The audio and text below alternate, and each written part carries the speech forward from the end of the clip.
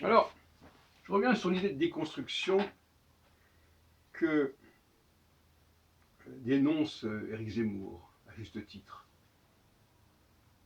Qui consiste à dire, quand on ne peut pas expliquer quelque chose scientifiquement, même si on la constate, ça n'existe pas. On constate qu'il y a des hommes et des femmes qui ont des fonctionnements différents, des situations différentes, une société différente, mais puisqu'on ne peut pas l'expliquer scientifiquement, eh bien, ça n'existe pas, et c'est ce qu'il appelle, au fond, la déconstruction, qui correspond à ce qu'il appelle la pensée française, les penseurs français qui ont été si populaires il y a quelques décennies aux États-Unis, notamment avec Derrida, Deleuze, etc. Et effectivement, la question qui se pose à moi, qui m'a toujours interpellé, pourquoi vouloir que des choses différentes, que nous percevons différemment? Car si nous ne les percevons pas différemment, il n'y aurait même pas de problème. Pourquoi des choses que nous percevons différemment, on doit se convaincre qu'elles ne font pas sens en quelque sorte, que ça n'a pas d'importance en quelque sorte. Voyez-vous, donc le paradoxe, il est là. Le paradoxe, il est, puisqu'on nous demande de dire que c'est pareil, c'est que c'est pas pareil. Du moins qu'on ne le perçoit pas comme pareil. C'est comme si on vous disait, voilà, vous voyez les choses différentes, mais en réalité c'est pareil. C'est comme si un enfant, tu vois, il y a un chat et un chien, mais c'est pareil. Ne te fie pas à ton apparence, à ton impression première. Bon, vous voyez bien que le problème se pose.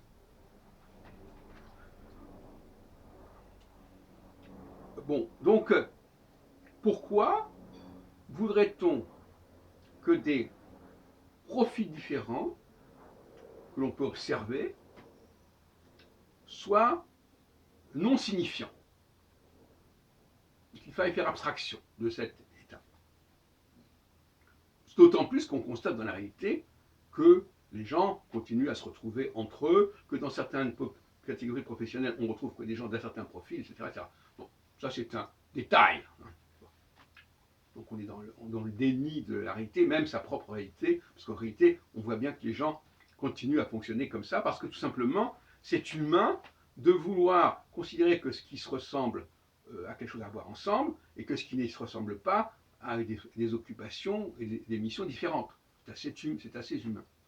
Donc vouloir aller à contre-courant de ce que nous percevons spontanément, c'est comme un problème. Est-ce qu'il n'y aurait pas plus raison de dire, puisque c'est perçu différemment et que ça se présente différemment, pourquoi ne pas chercher à conférer à ces différences une signification, une portée, une utilité? Est-ce que quand nous sommes devant un ordinateur, est-ce qu'on va dire cette touche, c'est la même chose que telle autre touche?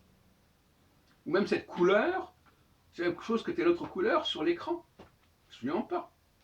Donc pourquoi voudrions-nous ne pas tenir compte de ces différences au niveau de l'espace? La touche là est à gauche, la touche... C'est comme au piano. Pourquoi telle touche n'est pas telle autre touche?